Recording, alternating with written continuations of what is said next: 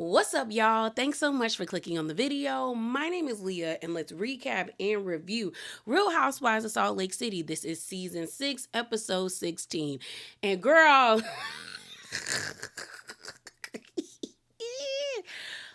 oh, the ending of this episode, a mess. And not in a good way. It was a mess.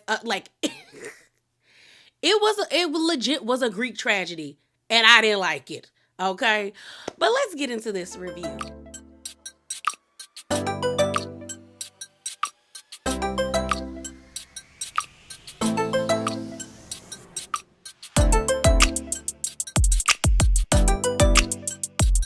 So y'all know sometimes before we get into the review, we get a little spicy just a little bit. And I actually have 3 things I want to talk to you guys about. But first up, okay, I did do a standalone spicy corner. I'll put the thumbnail on the screen. If you are interested in that video, please check the link in the description box below.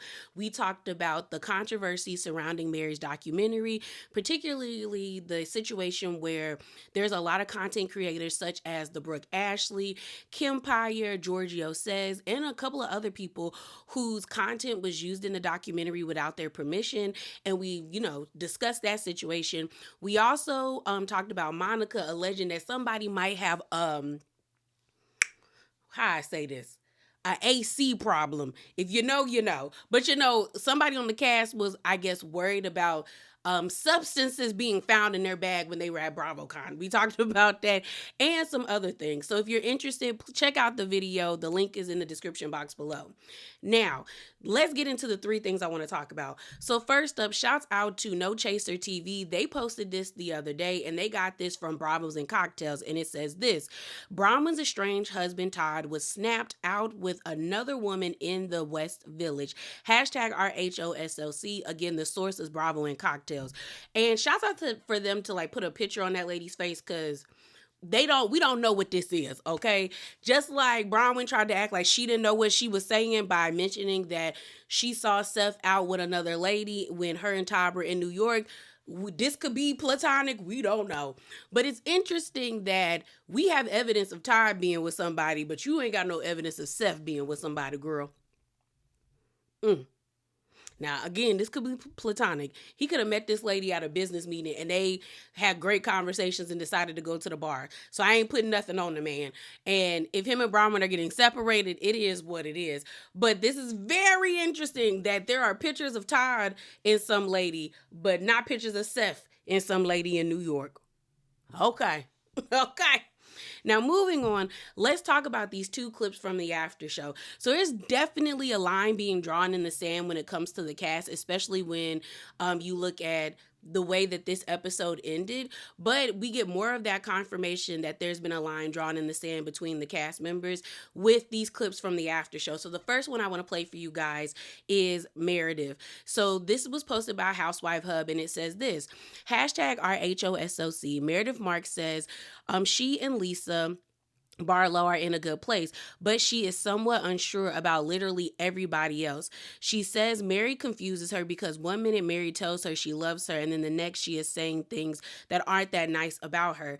Meredith adds that she and Angie are surprisingly in a good place, but she clearly does not give an F about Brittany or Whitney. Lastly, Meredith says she doesn't think Heather wants a friendship with her. So let me play that clip for you guys. I don't know. I think that for me, I know that Lisa and I are in a good place. I'm somewhat unsure about literally everybody else.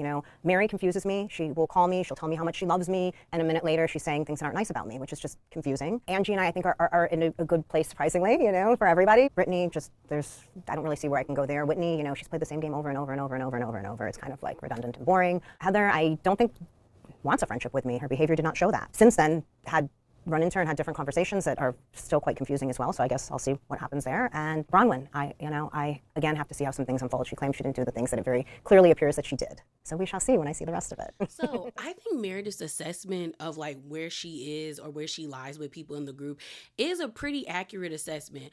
We've seen Lisa have her back this entire season. There may have been that one moment where she told John that Meredith lost her, on the plane. But other than that, Lisa Lisa has really tried to have Meredith's back and has had Meredith's back when it comes to her assessment of her relationship with Mary. I understand why she feels that way. We have seen Mary say some pretty mean and harsh things to Meredith. And it's like, if she really is your friend, girl, you wouldn't speak to her in that way. You told the lady she was boring, and then you said she needed to go walk in the ocean.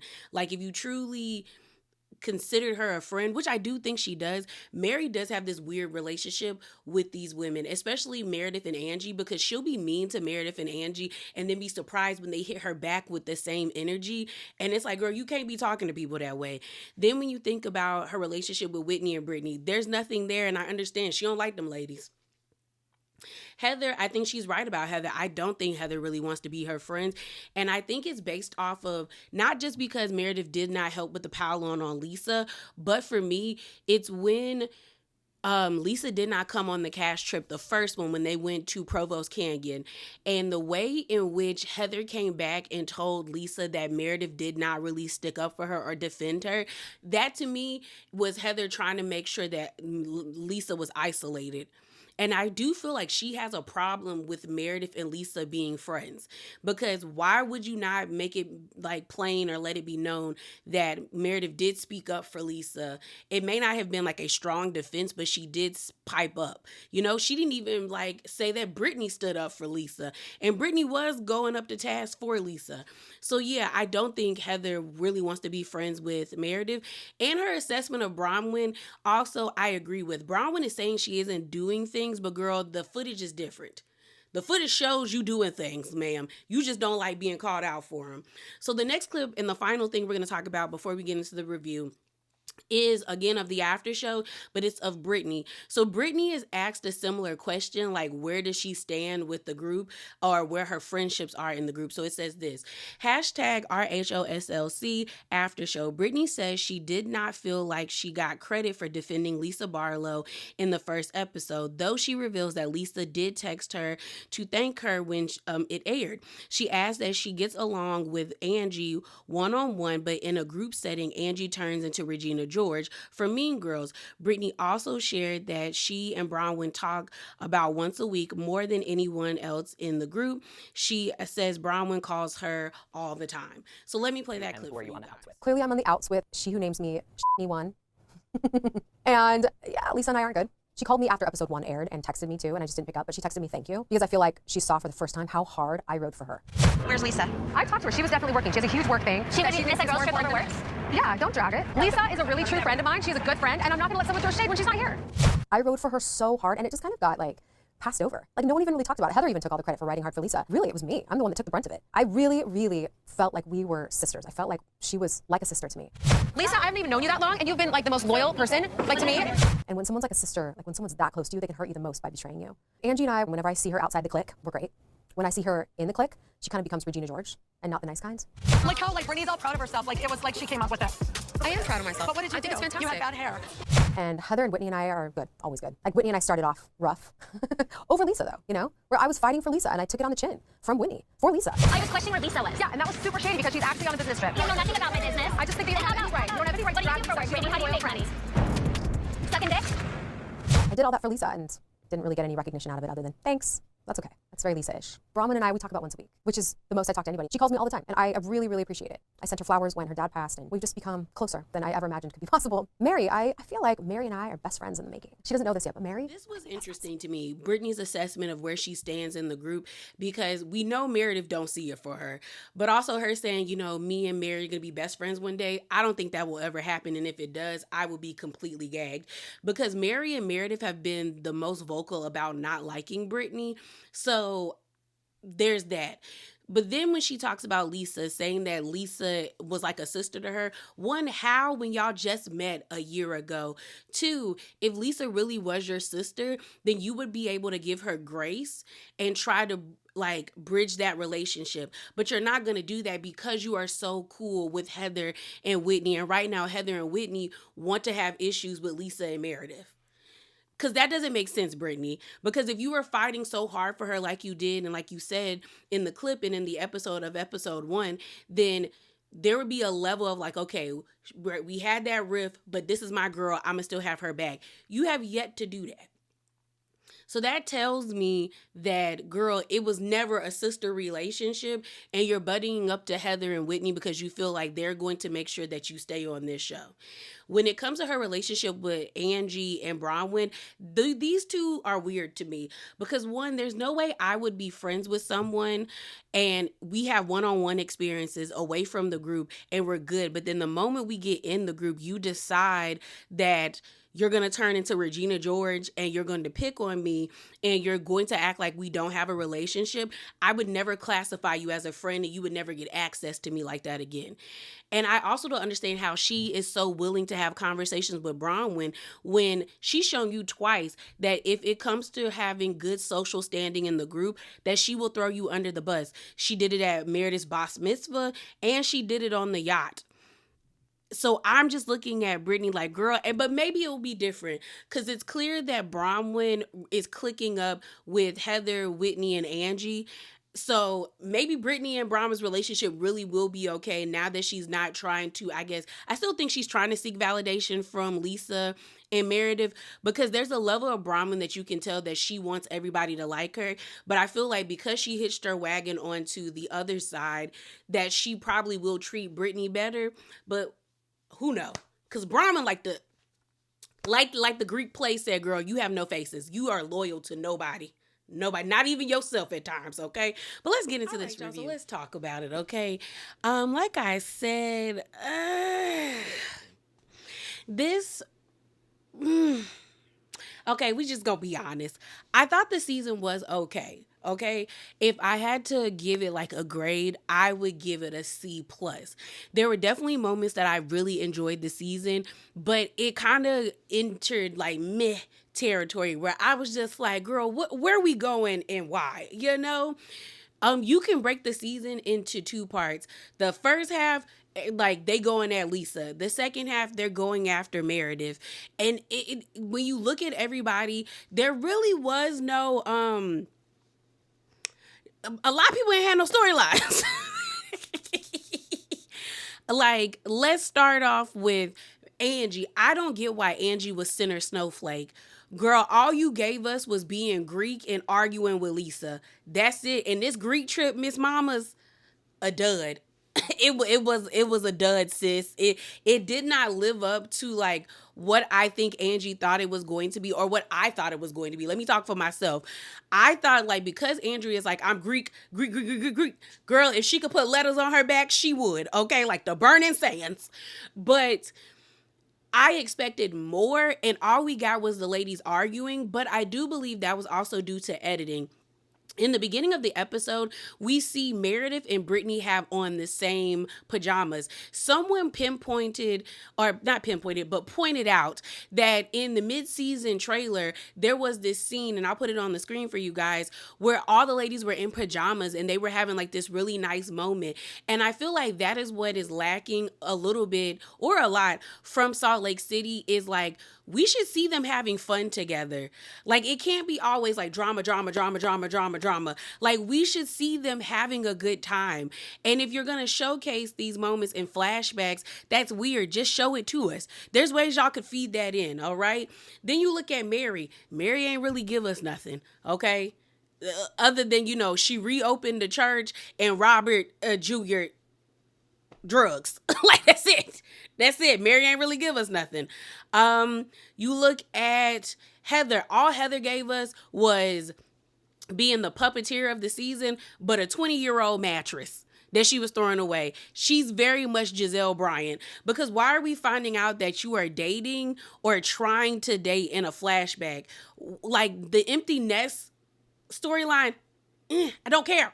And I guess I don't care because I did not see her daughters like grow up. I think it's different from watching like the kids grow up on like Atlanta, because most of those kids, I was kids when they were kids. So it's like, oh wow, like we all are growing up around the same time and all that. Like, that meant more to me seeing them go off to like college, because around the time they were going to college, either I was in college or they were going to college around the same time that I was going to college.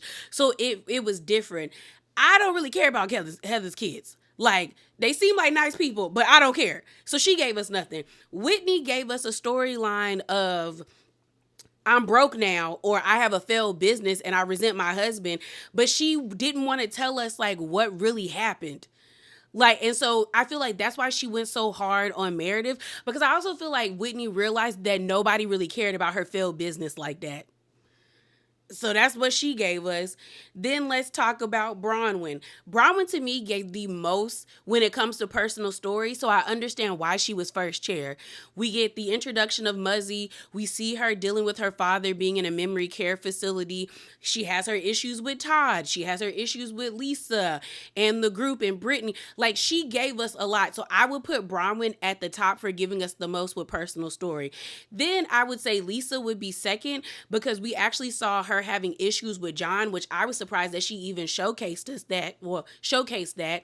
Then on top of that, we have the lawsuits and her fighting with everybody. Every time she got into a scene, Lisa was fighting for her life at the beginning of this season.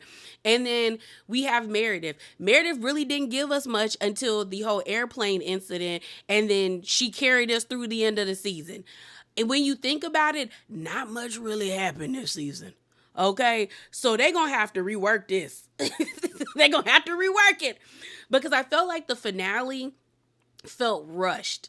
And I feel like it's because they are trying desperately to recreate season 4 of Real Housewives of Salt Lake City. They want that iconic moment again, especially Heather. You can tell that Heather wants that moment, because every time she gets in a group setting, she's trying to monologue, and I just want her to shut up. Okay, I want her to shut up expeditiously. Okay, but you can see that even with the way that she was like crying. I'll post what Monica posted. Now, y'all know I don't see it from Monica, but when she posted in her Insta story, and I talked about this in my Spicy Corner standalone video, I had to give her credit, because the way that Heather was looking disheveled by the end of the episode is the same way she looked on season 4. The way she had her hand like face palming herself was the same. And it's like, you're desperately clinging on, you and production, Heather, to season 4, and y'all got to let that go. Y'all captured lightning in a bottle, but you ain't gonna get it again, because trying to recreate that is making the show stale. Because to be honest, ending on the cash trip, this better be the last season we end on a cash trip, because I'm sick of it, because it leaves the season feeling disjointed, feeling as though we need like 3 or 4 more episodes to flesh everything out. I guarantee you they could have gave us 3 more episodes after what happened at the Greek tragedy play, and I would have been like, okay, this is how you end the season. But the fact that we ended here, I was like, I don't like it. I don't like it. I do not.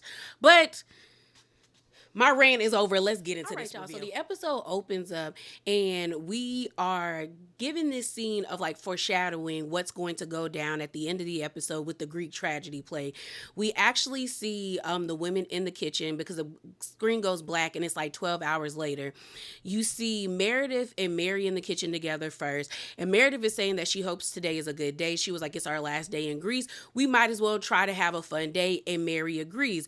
Then Angie walks into the kitchen, and Mary goes, like, because she can't believe, because where Angie cut her lip after like running into one of the hotel workers who were bringing them breakfast, it cut the inside of her lip, but also the top part of her lip. So her lip is partially swollen. And so Angie's like, is it bad? And Mary's like, it's bad, Angie. So then they flash back to when that happened. Bronwyn comes into the kitchen, and Mary's like, did you see her lip? And Bronwyn's like, girl, I sleep with her. Like, of course. So it looks like Bronwyn and Angie were sharing a room the same way that Whitney and Heather were sharing a room. I wonder if Meredith and Lisa were sharing a room, and Mary is the only one that got her own room, because it doesn't look like Mary shared a room with any of the ladies. So in the confessional, Bronwyn is talking about how Angie is really living out her heritage, because she's a tragedy. Like, every trip we have been on, she has hurt herself pretty much. So Mary's like, well, girl, at least you pretty. And when you see it, it doesn't really look that bad. To me, it kind of looks like a cold sore, but it is what it is. At least her lip didn't get shredded. So we find out earlier in the trip that Angie got a playwright by the name of Stella to come over to the villa and basically help create a Greek tragedy. She was like, this is a time for us to like reflect on our past behaviors, but also have a good time because this is our last trip. And so she thought this would be a cool idea to do a Greek ancient like play. So we actually see a flashback of Stella meeting the ladies, and she sits down with all of them. And initially she asks them, like, give me a little information about yourself. The first thing Lisa says, I'm a Sagittarius. I said, okay, girl, you're Sagittarius.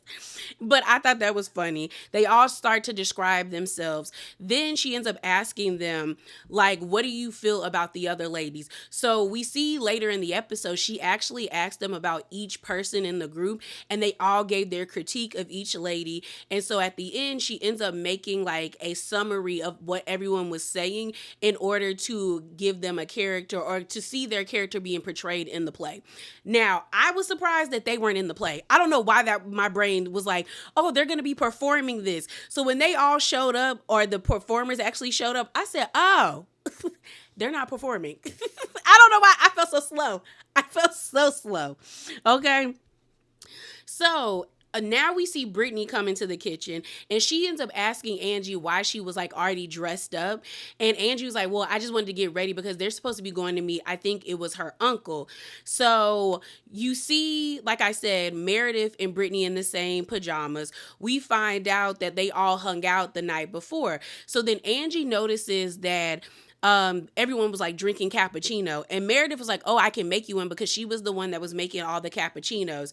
So then Bronwyn was like, oh my gosh, not Meredith being a barista. But in the confessional, Bronwyn ends up saying, seeing Meredith be fine and easy breezy is making her uncomfortable, because the night before, she said she got a text from Meredith, and Meredith was like in a full panic. So they show us a preview from the night before, and it's 1:30 a.m.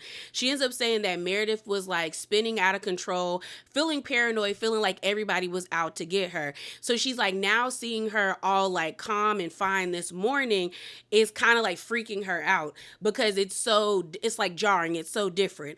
But I'm like, okay, you act like someone can't freak out the night before, go to sleep and feel a little bit better, or try to feel better the next morning. I wish we would have seen the conversation that they were having, because I feel like Bronwyn is either putting 20 on 10 or misrepresenting the conversation, because she has done that a couple of times.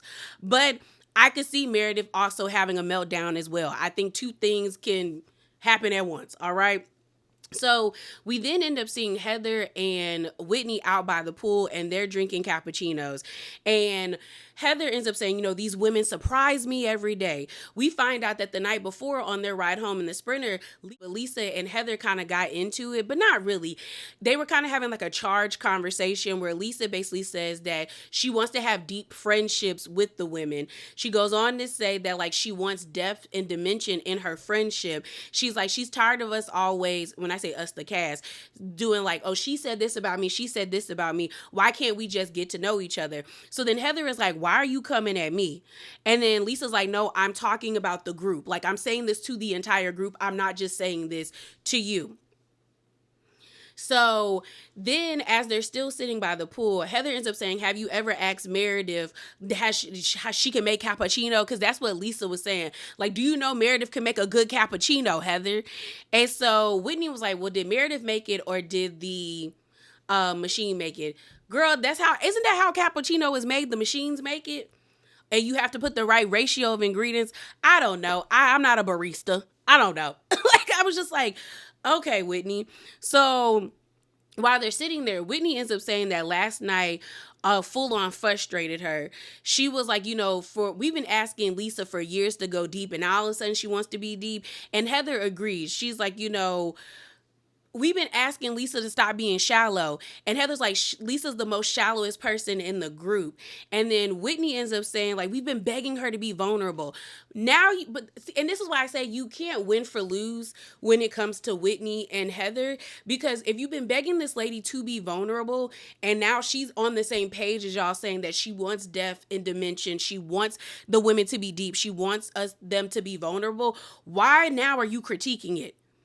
Why, like, she's saying that she wants that. Don't you think that leaves the door open for y'all to actually get that from her?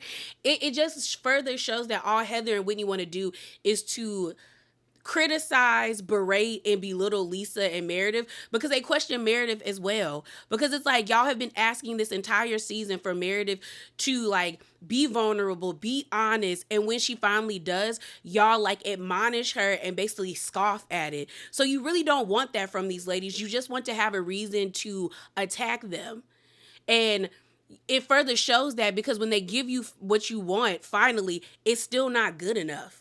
That's weirdo behavior. So the next thing we have is of Bronwyn going to Mary's room, and she wants to have a conversation about Meredith. I thought the beginning of the scene was actually funny, because Bronwyn was talking about how nice Mary's room was and how tidy everything was, and she was like, oh my gosh, you made your bed. And Mary basically let it be known that she does not sleep in the covers because she don't know who's been in it. And it tickled me because my sister is the same way. It doesn't matter if we're at a 5-star hotel, she's going to bring her hotel blankets. Like, those blankets are designated for hotels. And it tickles me. Like, she's gonna put one blanket on top of the mattress, like on top of the sheets, and then she's gonna sleep in another blanket. She's not gonna sleep in there in a hotel blanket, like, or their sheets, because she's the same way as Mary. She don't like it. She was like, they always feel weird to her. So I just thought that was funny, because it's like, not Mary being like my sister with the hotel thing. So we find out that last night around 1:15 a.m., Mary, Bronwyn, and Meredith were having a conversation. So Bronwyn sits on the bed and she was like, you remember the conversation we had last night, and how, like, after that conversation we were all supposed to go to bed. Well, I didn't get to go to bed. And Mary's like, what are you talking about, Bronwyn? Like, spit it out. And Bronwyn says, while I was brushing my teeth, I got a text message from Meredith. And so they show the text message. You have Meredith texting Bronwyn saying, are you still awake? And Bronwyn saying yes. And then Meredith saying, want to come down here for a sec, or can I come up to you? And then Bronwyn texted her back, coming, and then Meredith hearted it. So she was like, when I got to her room, it was clear that she was feeling nervous and that she feels like everybody is talking about her, or there are lies being said about her. And then Bronwyn said she specifically wanted to know what was talked about at lunch. Mary's like, what? Like, she found out about the lunch that Mary, Bronwyn, and Whitney had, where they were all saying that they were concerned about Meredith, and where Mary cried. So then Mary was like, why does she want to talk to you about this, like, at 2 a.m. in the morning? Like, why? Then she goes on to say, that right there doesn't make any sense. That's not right. And then Bronwyn says, Mary, I felt weird. Like, it felt weird. Like, the whole interaction was weird. And so Mary says that alone shows that there's something going on. Then she's like, well, why didn't she ask me about it? Like, when we were all sitting together, like, down in the den, why didn't she talk to me about it? And she was like, it's probably because she knew that, like, she probably felt like I wouldn't say anything about what was said at lunch. And then Bronwyn was like, yes, but she was like, I didn't tell her anything. I basically danced around the conversation. I never told her what was said at lunch. So then in the confessional, Bronwyn says that Meredith and her have an increasing problem where she thinks she is showing up for Meredith and being a friend and trying to help her out by warning her about what the women are discussing, like the plane situation, and how Whitney was saying that she was drinking excessively and potentially might have a problem. So they flash back to Mary's, like, brunch after her Sunday service, where, you know, Meredith and Whitney got into it. And then it was revealed that Bronwyn was the one that said to her, like, what Whitney said. She also says that with the whole yacht situation, where Meredith came to her asking about Brittany and the whole throwing up, and she felt like Meredith spun that conversation to make it seem like she was saying that Brittany was an alcoholic and things of that nature. So she was like, she's starting to realize that Meredith is using the things that she is saying against the other women, and she doesn't like that. She doesn't think that's right. So then Mary ends up telling her, well, that's not right. And, you know, you need to talk to Meredith and tell her how you feel. In the confessional, Mary is saying that she has been friends with Meredith for years, and she feels like Meredith has changed. She also feels like Meredith is, like, really in this state of mind that she feels like she's always being attacked. And it's like, it feels like she's breaking down because Meredith won't tell anybody what's going on. And to Mary, she feels like it's quite alarming. So Brahma reiterates that she was uncomfortable with the conversation. And Mary again tells her, you need to have a conversation with her. And so Brahma was like, girl, pray for me. Okay. And Bronwyn does this thing. And this episode showed me that Bronwyn is more alike to Heather and Brittany than anybody else on this cast. And slightly Angie as well. Because when it comes to Bronwyn wants to be liked by the group. And in a sense, she's kind of like Angie, where she'll throw anybody under the bus in order to gain favor with who she thinks is the alpha or the one that's running the girls. The way in which, to me, she's like Heather is she needs an audience, because we're going to talk about that performance on that sprinter. Like, Bronwyn gets hype when there's people around her. She did the same thing when she was, I think they were in Palm Springs for her wedding anniversary with Todd, and she cussed Lisa out. It was like everybody was outside, and she was like, "You, when I have to defend you, you want me to ride your dick till the cows come home." Like, she always gets really like rah when there's a group. But if it is just you one-on-one, all of a sudden it's tears. And she's trying to relate, and she wants everything to be okay. And that to me is the same way Heather is. Heather needs an audience. She wants an audience because that gives her life when she's in arguments. And the way in which I feel like she's like Brittany is Brittany and Bronwyn do this thing where they try to be the victim and the instigator at the same time. Brittany with the whole situation of throwing the TikTok in Meredith's face, knowing good and well Meredith does not like you, lady. And then you're going to bring up her husband. And then you're going to say that he has a mistress. You knew that lady was gonna freak out. Bronwyn with this situation, why would you tell Meredith unless you like you did like this? It's weird to me because I don't think Bronwyn was wrong for telling Meredith that Whitney was calling her like a drug addict and an alcoholic. You said it on the after show that you felt like what Whitney was saying was wrong. So if I was Bronwyn, I would be like, yeah, I told her. I would have told Whitney, yeah, I told her, I felt like what you were saying crossed the line because you would not like anybody saying that you're a pill popper and a drug addict either. You would feel some type of way if I knew that information and I didn't tell you, so that's why I told Meredith. I would not be like apologizing to Whitney. And if Whitney was like, I confided in it, yeah, and I told. Just don't tell me nothing else. Like, that's how I would be. Because if I felt like it was wrong, I felt like it was wrong. Now, when it comes to this yacht situation, I don't know if Brown was telling the truth. And I don't know if Meredith's telling the truth. Because I do feel like both of them have the propensity to spin narratives. And it's like, girl, as much as you like to play in Brittany's face, I could see you insinuating that Brittany was an alcoholic. The way in which you went to Meredith's room to throw that weird ass unicorn in the ocean with Jared's voice, I can see you insinuating that what's her name, Brittany, is an alcoholic and she was throwing up and how you were grossed out by it. You didn't even want to sleep in the room with her. You think I can't see you doing that stuff? On top of that, I could also see Meredith taking somebody's words and spinning them to be like, well, girl, you was throwing up and doing this and doing that, and it gives alcoholic. A lot of things can be true at the same time, okay? So we then see the conversation take place between Meredith and Bronwyn, where they're sitting on top of the villa. Beautiful view. When I tell you Greece has some beautiful views. Beautiful. So the conversation with Meredith and Bronwyn starts out with Bronwyn basically telling Meredith, like, I don't want to read too much into the conversation or read weirdly into the conversation that we had earlier this morning, but I was uncomfortable with you asking me, like, what was said at the lunch yesterday, like, who said what, you know? And Meredith ends up telling Bronwyn, I didn't ask you that. Bronwyn is surprised. Even though they both have on shades, you see Bronwyn's eyebrows go up like what? Like, and Meredith's eyebrows is like, girl, I didn't ask you that. I didn't. And Bronwyn says, so you didn't ask me what was said at lunch yesterday and who talked about what? And Meredith's like, no, I didn't. I did not.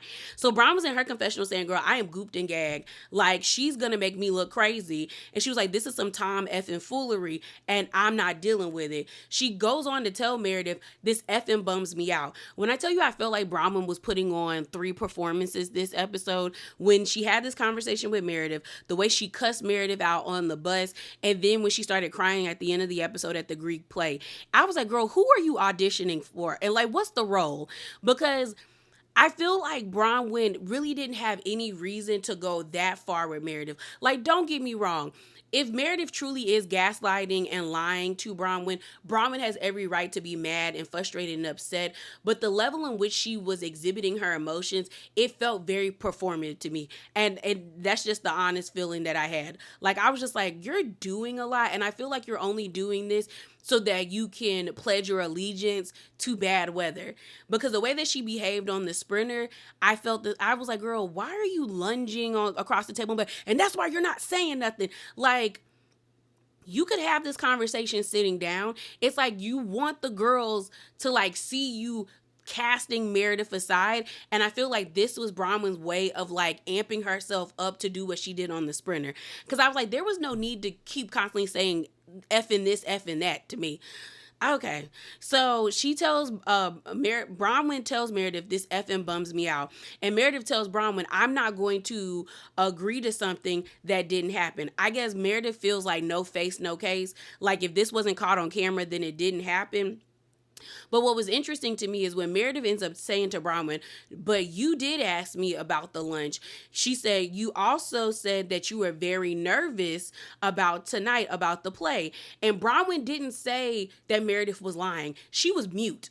And Bronwyn does that. When she gets called out, when they did the flashbacks to when Brittany was like, my roommate said this to you, mute. When Whitney figured it out that Bronwyn told Meredith about what she was saying, mute.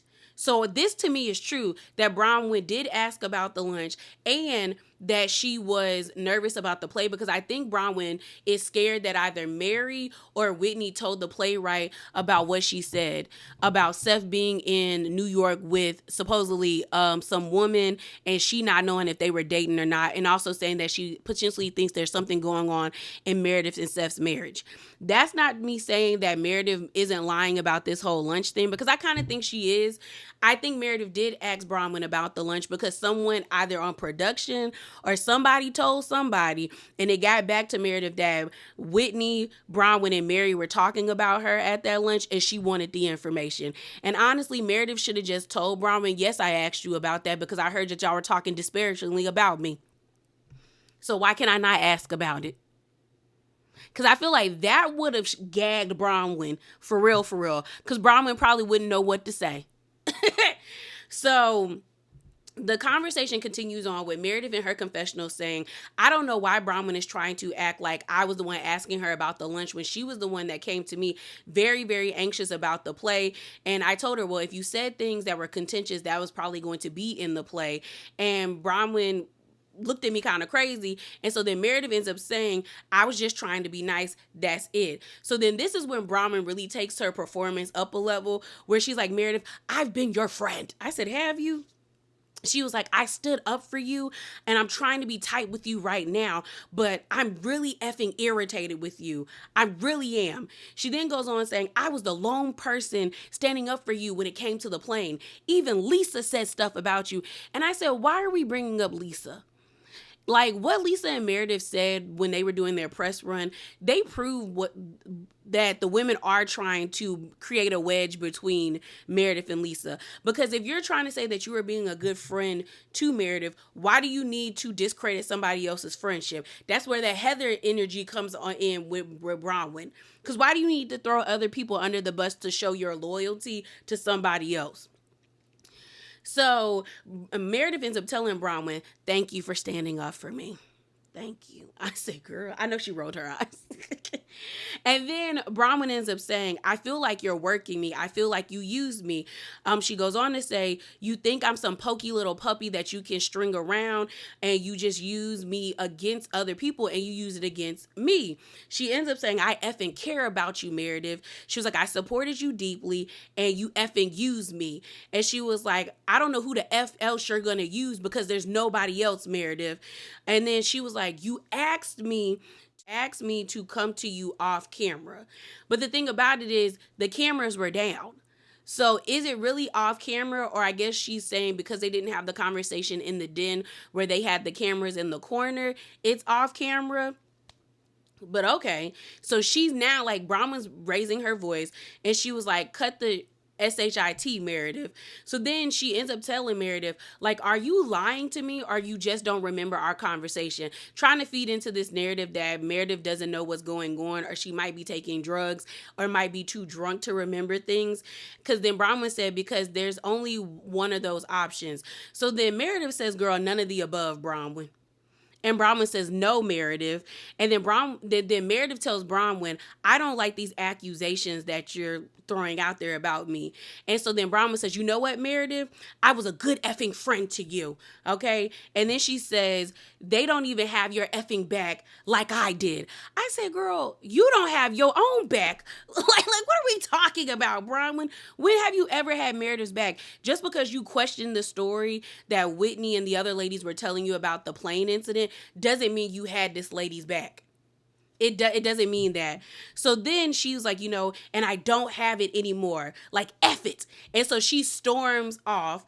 And then Meredith ends up saying, like, I'm sick of all these BS lies. Like, I'm sick of it. I'm sick of it. And I was just like, girl, this is a mess. like, this is a mess. And like I said, it just feels very performative from Bronwyn, because why are you this angry? What else has Meredith done to you for you to be this angry? So the next scene, clearly it's a new day, new shirt, new vibes.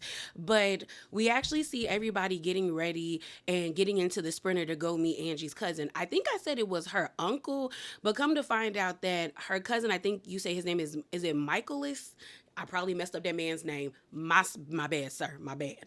But they are first cousins. Their dads are brothers. So pretty much everyone's in the Sprinter, and we hear Whitney in the confessional taking note about how quiet Meredith is.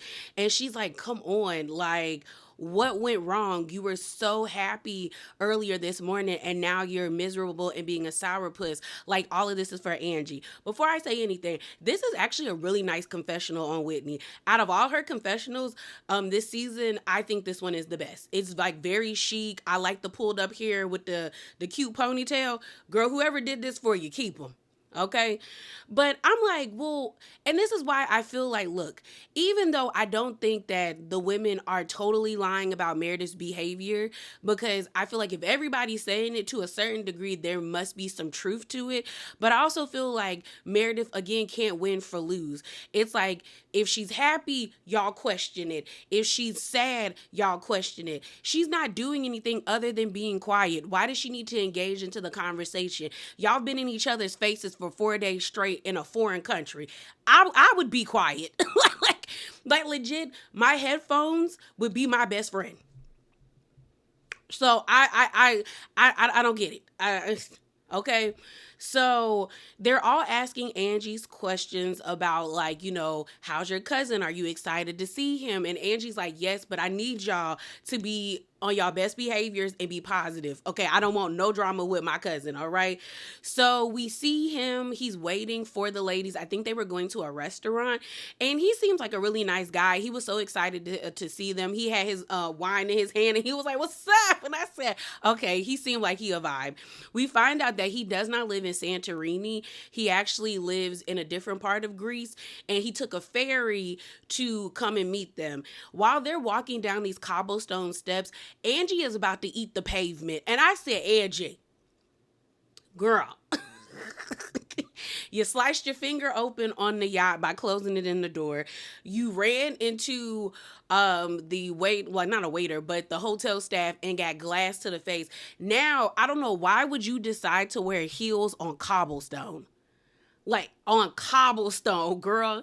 And they were like stilettos. I said, girl, you couldn't put on no nice flats or like a wedge. Or if you were gonna wear heels, you couldn't get a block heel. Like, why did it have to be a stiletto?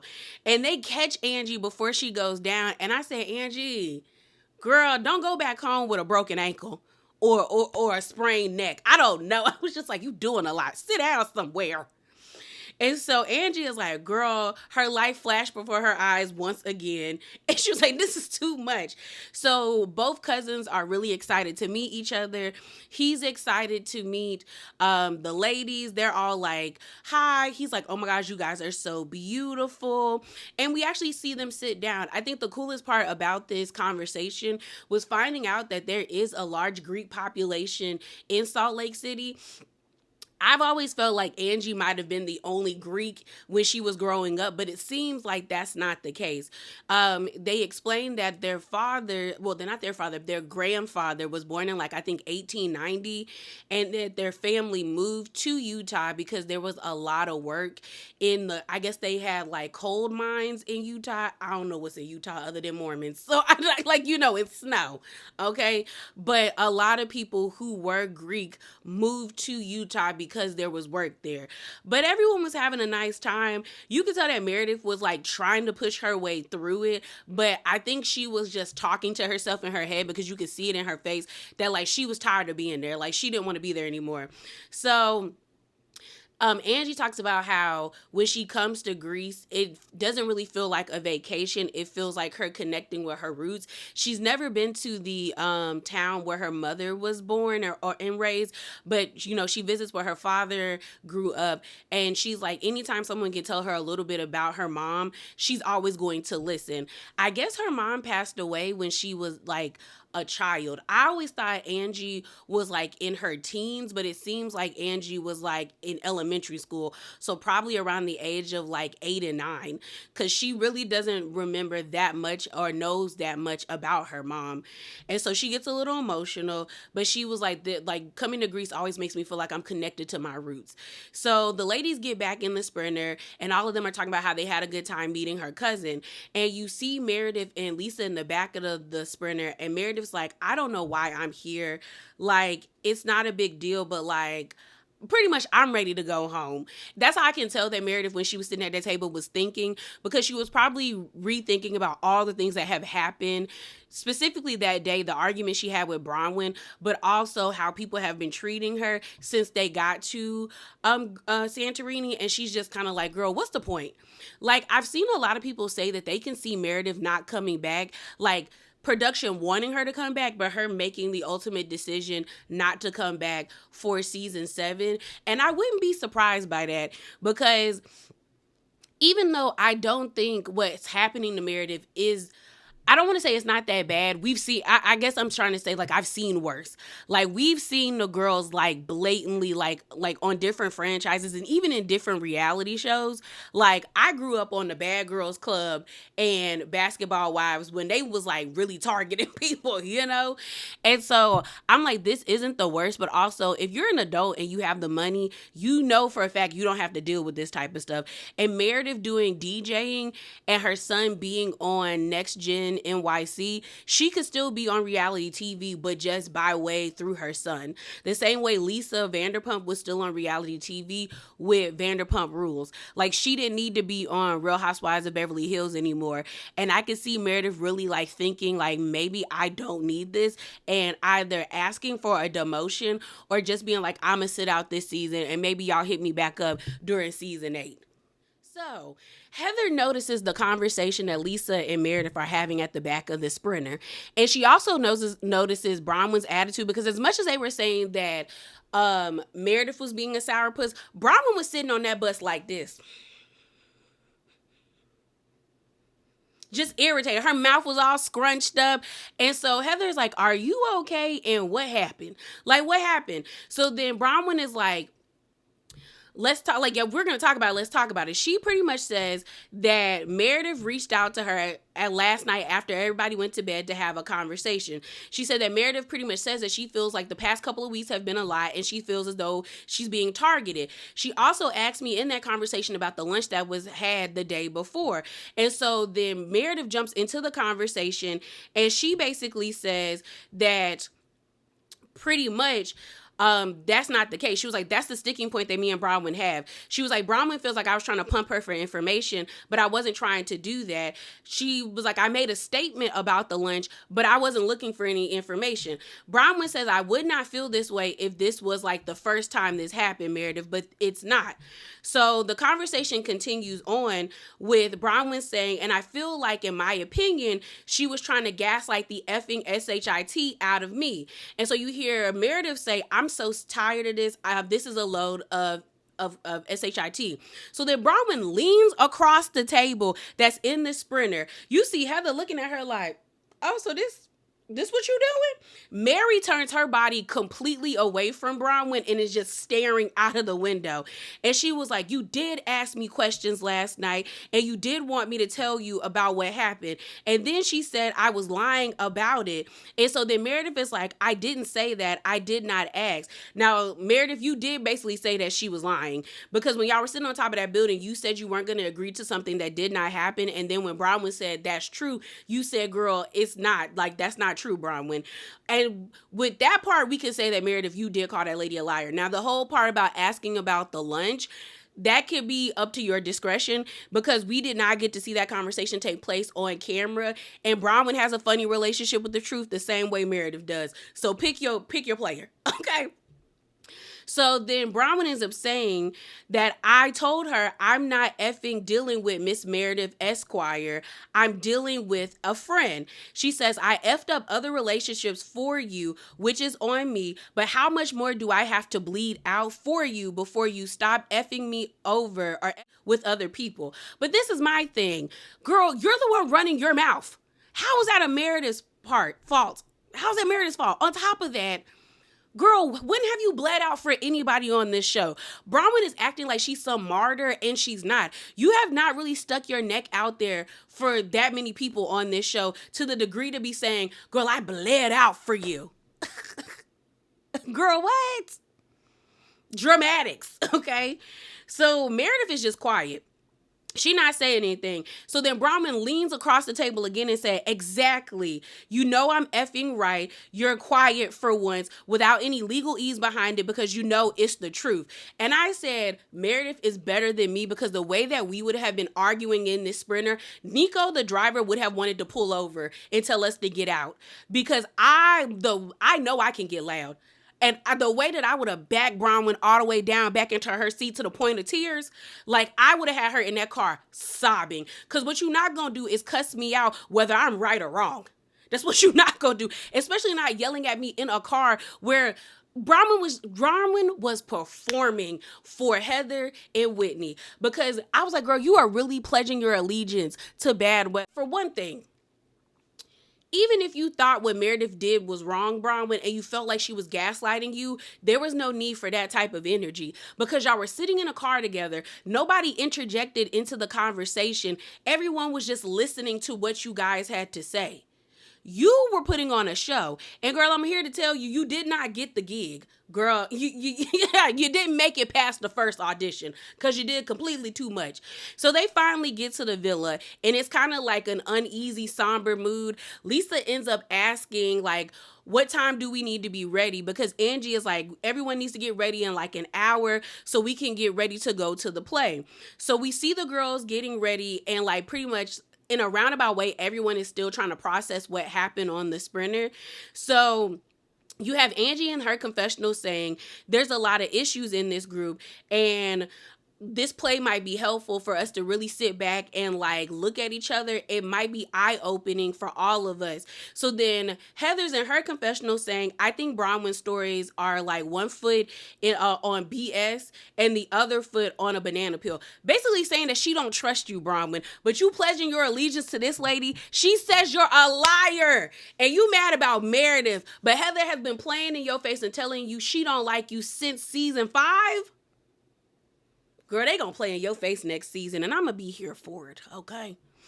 But she ends up saying, but it's clearly that this exchange occurred at 2:30 a.m. and this makes Meredith look sneaky, like a sneaky friend. And I said, you can never tell nobody they sneaky, but you got a black eye and lied on people about it, girl. You are the epitome of sneaky. The epitome of sneaky, Heather. Shut up. So Whitney ends up saying, heading into tonight, she doesn't really know what's going to happen. She can only imagine what will be said since everyone is giving their different perspectives about each other. Lisa is saying, I know who I am, and they can all think whatever. Like, I'm ready for what tonight has to play. We're not even going to talk about everything that happened. At least I'm going to try not to, because I will be honest, I was in and out during this segment because it was so clear that production is moving so sloppy, and I don't like when production is sloppy, because why is it clear that y'all are trying to recreate season 5 moments and Heather's trying to recreate season 4's moments? Like, both of y'all need to let it go, because you holding on to a previous moment is going to make you stale. Okay, so let's get into what was said about each lady during the play. So the way that the play was set up is that all of these the actresses, which honestly I feel like they paid them people $100 to get on, on TV to do this. Because I'm just like, I've been to off Broadway plays, and there would have been a table there. There would have been interactions between different actresses, but that's not what we got. Pretty much it's Mary is not happy to be there. Mary is actually weirded out by the whole entire thing. She feels like they're in a haunted house. When they sit down in the audience area, Angie starts passing out scarves. Each scarf is a different color based off of the color of scarf that they was given. That is who is the same actor is going to wear that color, portraying them in the play. So we see the narrator come out. We see the actresses come out, and she basically says, behold the daughters of salt. The way that the scene is said is that Lisa, being one of the eldest sisters, Whitney got a giggle out of that, is one of the eldest sisters that summoned all of her sisters to family supper, and she offers them a challenge cloaked in peace, saying that all of the sisters should go around one by one in the table and be honest with each other with no interruption, no lies, no mask. And then it goes on to say that Heather's character laughs at this mockingly, thinking that the plan is stupid. So then this is where they start saying what they feel about each other. So it says, Mary turns to her sister, Heather, and she says this: you're a joke wrapped in mascara. Heather and the rest of the ladies started laughing because I feel like they didn't think that the play was going to get deep for them, because some of the things that were said were kind of cutting, like Bronwyn pointed out. But in the beginning, they all started laughing. Even Mary thought it was funny. It goes on to say, you act like nothing touches you, but everything does. And you laugh because crying would make you too real. When I tell you Heather's laughter stopped, like it went from like ha ha ha to okay.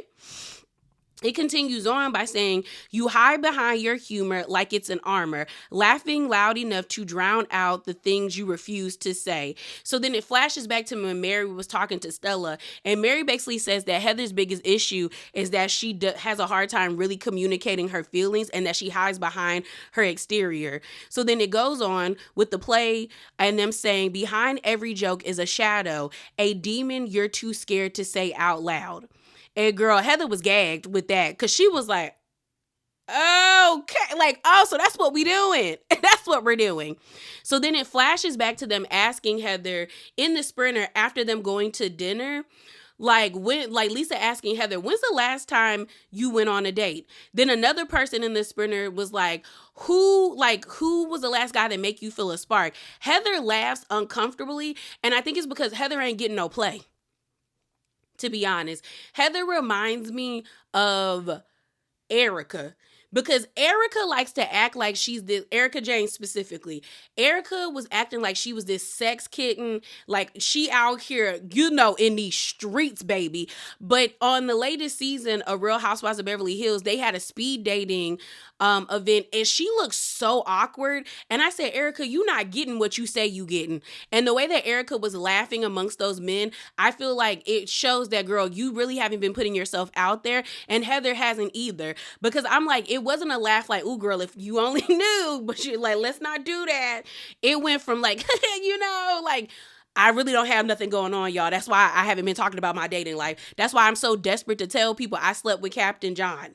That's why I want people to squirt in my face. Because she's made 2 jokes about getting in the face. So I'm just like, yeah, girl. Okay. So then the conversation continues on with, I think, Heather's sister Heather turning to Bronwyn on her left saying, you're not Two-Face, you're No-Face. And you could tell that Bronwyn was like, oh, like, here we go. Here we go. So then it flashes back to Lisa saying Bronwyn has one face she lets everyone see. And then she continues on by saying, but that's not really her. So then it says, but you treat loyalty like a party favor, cheap and easy to toss. You collect secrets like trinkets. And you see Whitney looking at her like, yeah, girl, that is you. That is you. And you can tell that Bronwyn is increasingly getting uncomfortable. It says you trading them between sisters under the guise of concern, which is also true because Bronwyn does that. She will be like, well, I'm doing this because I'm trying to be a good friend to you and warn you. But yet when people out you about that behavior, they become the issue and it's not you. It says, but always leaving damage in her wake. So they flash back to all those times. Bronwyn, they specifically go back to Bronwyn throwing Whitney under the bus to Meredith. So it says Bronwyn turns to her sister Lisa and it says, you wear your wealth like a shield. It goes on to say you carry yourself like a queen among servants. Then it flashes back to Heather talking to Stella saying, if I could describe Lisa, I would say she's elite. Lisa is better or cooler or richer than all of us, or thinks she's better and cooler and richer than all of us. It goes on where it says speaking as sisters, but not as equal. But as a woman forever beneath your marble pedestal. It says, you guys don't understand. When she said that to Heather, I live a very different life than you guys. Heather has not let that go, okay? They also go back to that failed luncheon, Lisa. So then it continues saying, if only you were capable of an apology or saying I was wrong. So then Heather is looking at Lisa and Mary is like, ooh, girl. It says, but that would be being lesser, and humility is one thing you cannot afford. So Lisa's like quiet, like she's quiet. She's not smiling anymore. She's just like, okay. It says, then Lisa turns to Angie. And then we see a flashback of Bronwyn talking about how Angie's probably going to hate me for saying this, but like when Angie is your friend, she's your friend, but when she don't like you, she really doesn't like you. It says your voice is sharp and slicing. And then it flashes back to when they were at Whitney's psychic reading where she was going off on Lisa, telling her she was going to pull her ears back like her doctor did, or farther than her doctor did. It's the play continues with saying, so foolish in your thirst to be the best that that you're left alone with nothing but the echo of the damage of that you caused. And Angie looked gagged, like she was like, and I said, Angie, they not lying. They not lying, Angie. It is clear that this season, like a lot of people have said, girl, you have drank your own Kool-Aid because you don't know when to calm down, girl. And it does seem like you're like when you said you were a shade assassin, I said, no, ma'am. In that interview, because you could not get with none of the girls from Atlanta. Hell, not even any of the girls from Potomac. And half of that cast can't read worth a damn. So let's not, Angie. So it says Angie turns to Brittany. And when I tell you, girl, they got Brittany together. They said, you speak, your words sound like childish noise. And Mary is laughing at all of this. Like throughout this whole entire time, Mary is giggling and kikiing. But until they get to her, all of a sudden she mad. Girl, you keep that same energy. So then Lisa, it flashes back to Lisa talking to Stella saying, she's chasing butterflies and ladybugs 24/7. The play continues on by saying, you cling to attention of men like it's your lifeline, which is true. It says, so consumed by a man's attention that you barely notice your children fading quietly into the background. And then it shows Olivia telling Brittany, I want you to want to be around me more than you want to be around those men that you chase after. So then it's Brittany turning to Mary. It says, Mary, you speak with a blade, sharpened by truth. And then you see Brittany saying like a flashback of her saying I want to like her, but she can be so mean. It says your words often sting despite your convictions. And then it shows when Mary was being mean to Merritt on the yacht trip, saying you're not a good friend, you're boring, go jump in the ocean. And then it goes on to say, you must learn that even in the righteous must bend. No, it says you must learn that even in the righteousness or righteous must bend. For without forgiveness, your conviction becomes a cage. Which I said, girl, you ain't lied, because that's how them church people be. So then it's Mary's character turning to Whitney, saying, Whitney, we feel compelled to dismiss you as shallow, a flirt, a body without a mind. And then it flashes back to Lisa calling Brittany a loose woman, I think in Spanish, or maybe Greek, I don't know. It says, but no one listens. It goes on to say, but no one listens long enough to hear you. And then it's Lisa and Angie fighting again at that like psychic reading, and Whitney trying to get Lisa and Angie to calm down, but no one's listening to Whitney. It says, if you want to be more than decoration at their table, you must speak up. And then it says, Whitney turns to Meredith. You hide behind your semantics, twisting language to dodge blame. So then it flashes back to Whitney talking to Stella and telling Stella that Meredith likes to play the victim and the martyr. It goes on to say, arguing with you is like shouting into a maze. And then they showcase Meredith and Heather getting into it on like, I think the first or second day that they were in Santorini at the table, where Meredith is like, if you want to hold a grudge against me, hold a grudge against me. And then Heather mocking Meredith saying, I misspoke, you misspoke, and we misspoke together. So then it continues saying, you drift between brilliance and confusion, and your behavior is unpredictable. And for the first time, the words fail her. So then it says the sisters sat, everyone wore guilt in their eyes. And then basically the sisters drink, and I guess it's poison.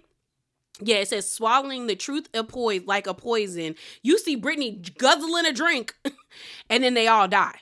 Or they pass out, but I guess they're dying. And then the narrator is saying that the house is finally quiet, stripped of rivalry, stripped of only voices.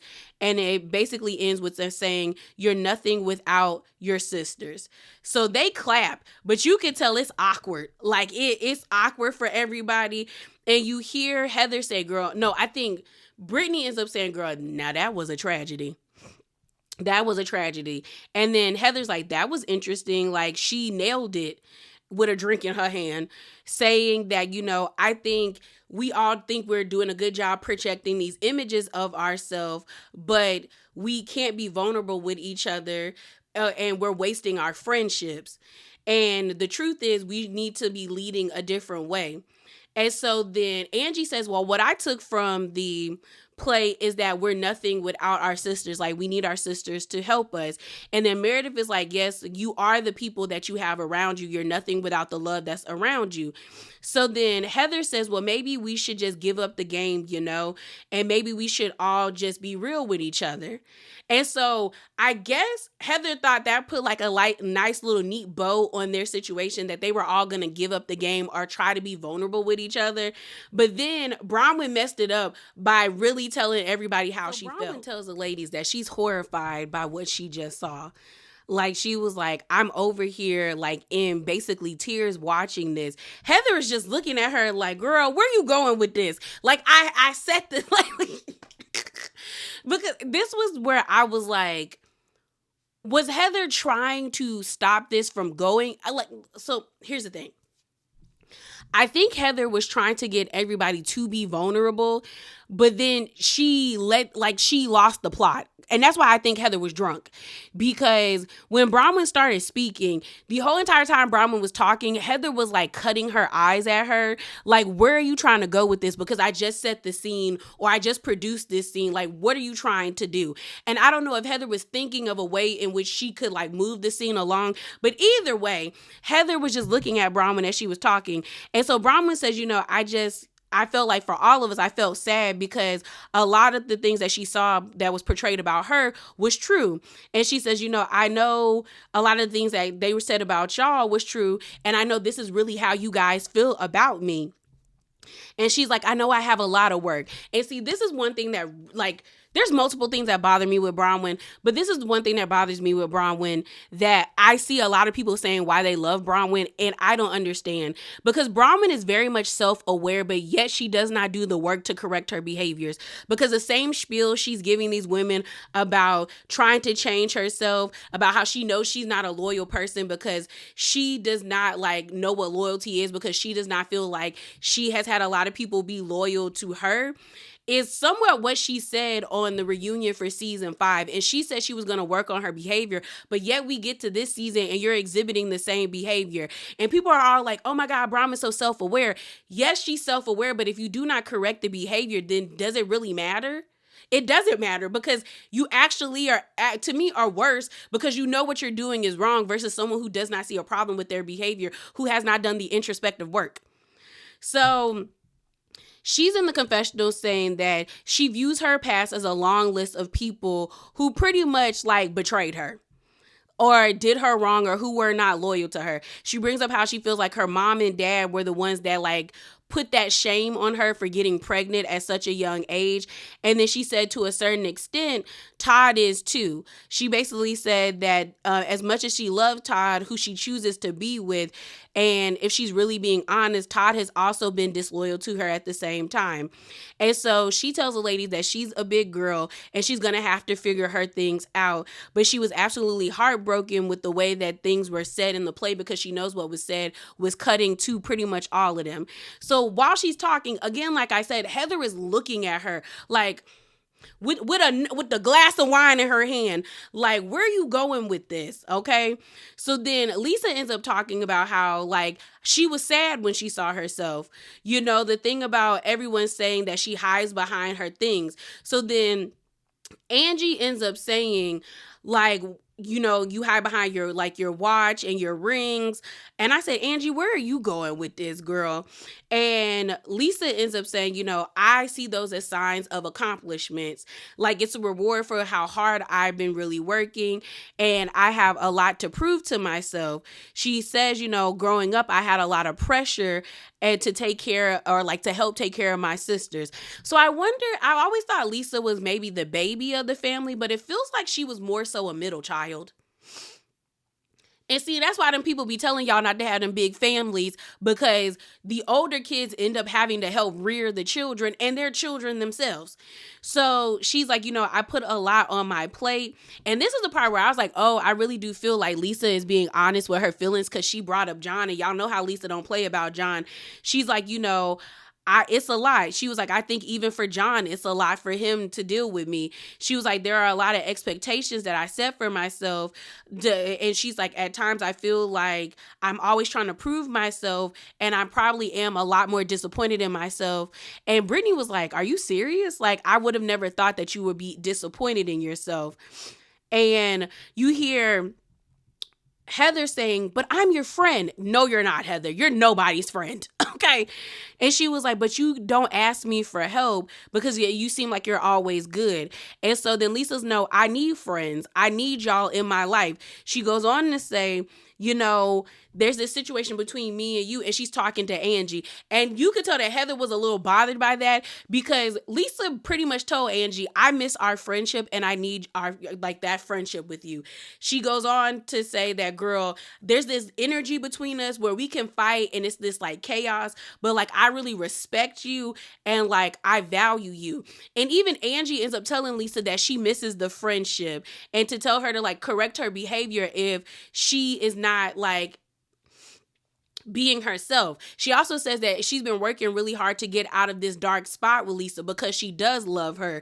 And I'm like, I know that eats Heather up inside. I know it does. I know it does. So they hold hands. And then there's this point where Meredith tries to be vulnerable, or is being vulnerable. And then Heather and Whitney start to berate the lady, because Meredith ends up saying that as a child that she does, you know, hide behind words when it comes to certain things, because she was trained to use her words. She was trained that words, like, you have to be careful with your words because they can be very damaging and they can be harmful, but they can also bring joy to people. And while this is happening, like Whitney and Heather are just looking at Meredith like, okay, here she go. So then Meredith says, I am a sensitive person and I get very easily hurt and I don't like being told that I'm doing something that I'm not doing. She then goes on to say that like it hurts me. She then says that I'm afraid of betrayal because I have been betrayed by a lot of people in my life.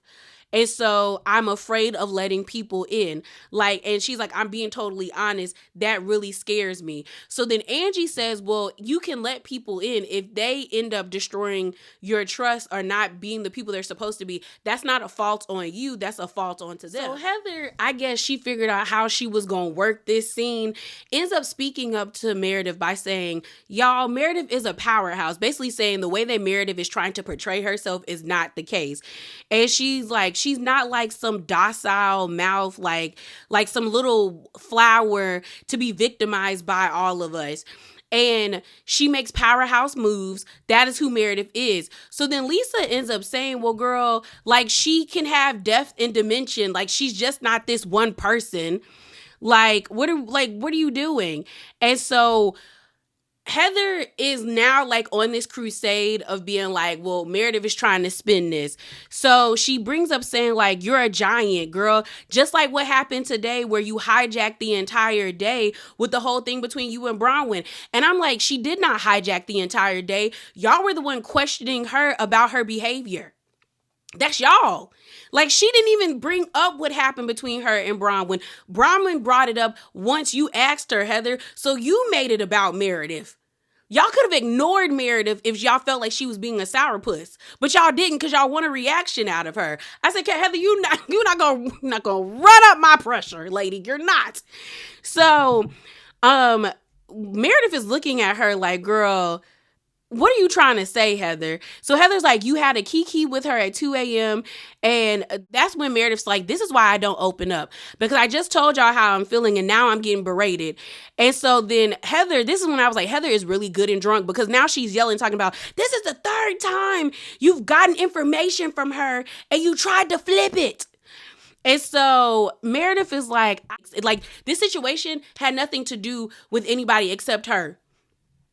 So then Heather's like, it's weird, Meredith.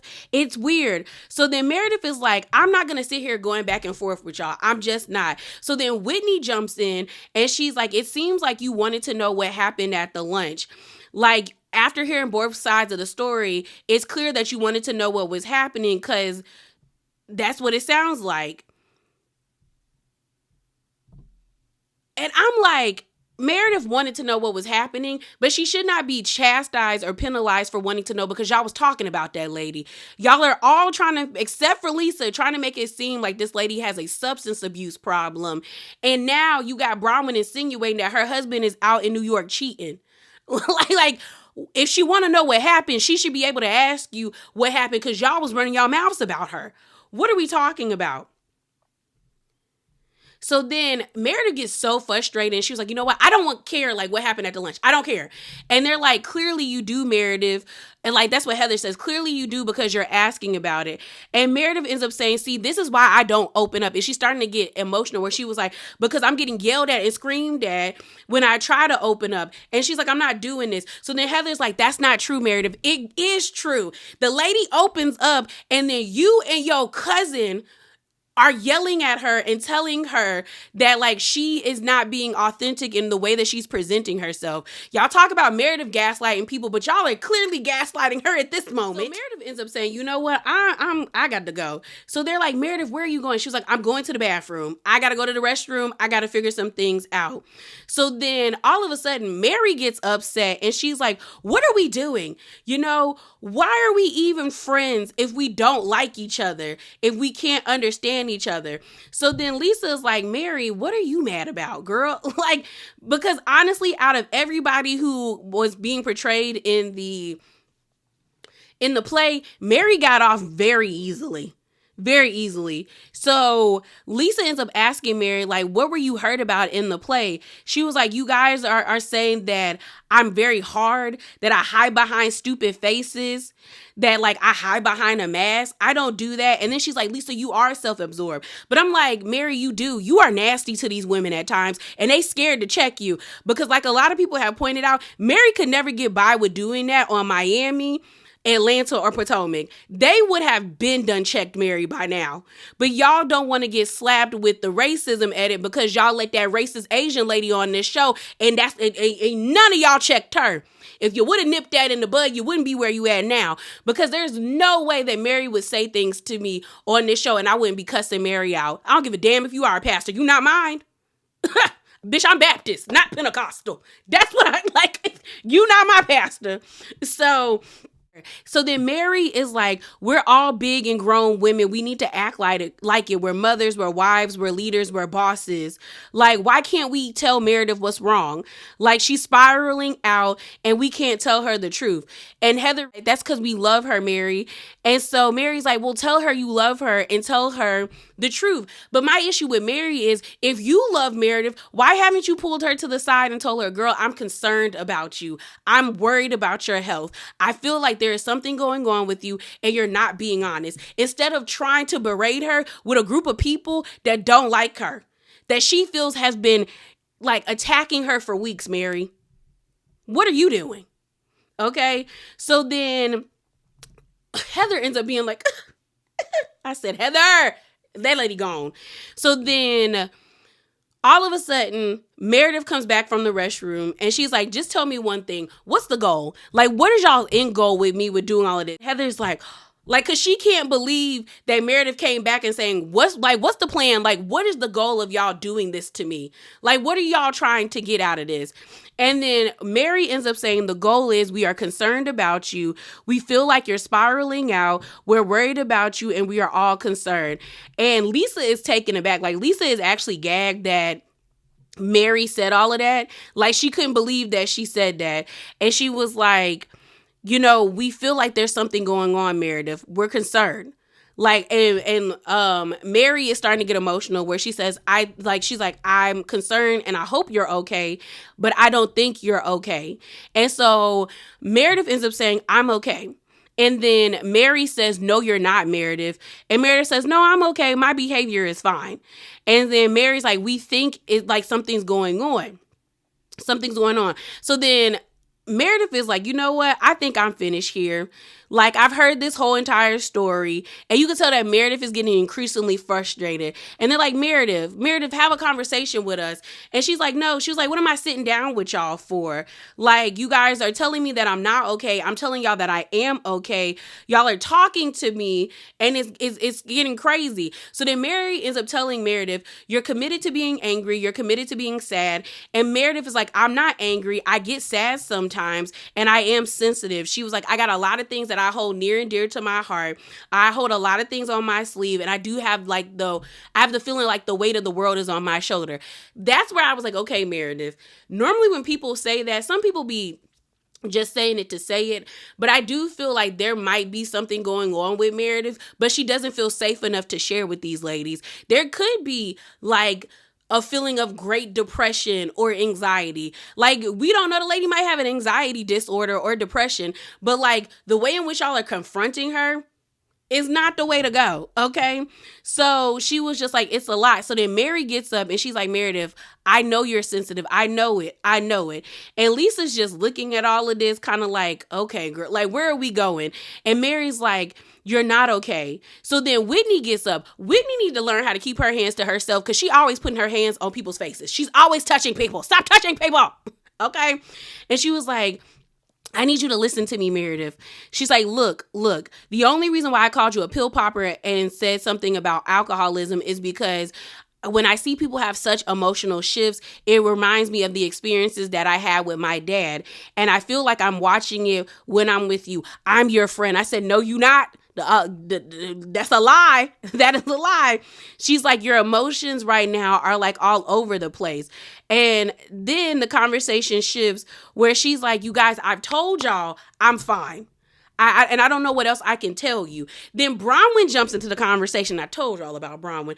And she's like, I don't know if you told anybody about this, Meredith, but I do know when I felt like my marriage was in jeopardy, I got defensive.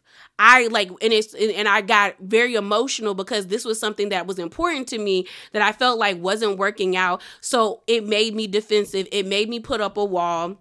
And it made me like not want to speak to people or trust what people had to say. So then Meredith ends up telling her, girl, there's nothing wrong with my marriage, girl.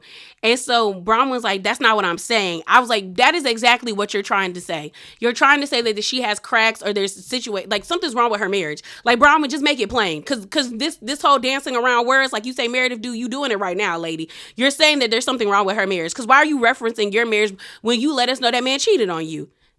Like, what are we doing? So Meredith ends up saying, my marriage has been the strongest it has ever been. I'm not cheating on Seth, and Seth's not cheating on me. And so then this is when Bronwyn blurts out that her and Todd saw Seth in New York with some lady. And so Lisa looked at her and she was like, so what are you saying, Bronwyn? And then Heather's like, because Heather didn't know this information. So I guess Whitney didn't tell her, or maybe Whitney did tell her and Heather was just surprised that Bronwyn said it, but she was like, oh my gosh. So then Brittany is looking at Meredith and she's looking at Bronwyn like, girl, what is happening? Angie is even staring at Meredith like, girl. And so then Lisa's like, what are you trying to say? Are you saying that Seth was seen with somebody else? Is that what you're trying to say? Like, what are you trying to say? And so then that's when Meredith's like, you know what? This is enough. This is enough. Like, she was like, are y'all kidding me? She was like, this is not a game to me anymore. So then Lisa stands up and she's like, what are you trying to say, Bronwyn? Because you're trying to say that her husband was out with somebody else. And like that's what you're trying to say. And Bronwyn was like, that's not what I'm trying to say. But then Mary was like, that is what she's trying to say, that he was seen out with somebody else. And like Lisa's like, girl, y'all doing too much right now. Like, she's like, are you serious? Are you serious? So then Heather tries to talk to Meredith because Meredith has walked away from the group. And Meredith is like, bro, I'm going home. I'm about to get me a car service. I'm ready to go home. And so Lisa is back in the group saying like, I don't like what y'all doing right now. I don't like what you're doing.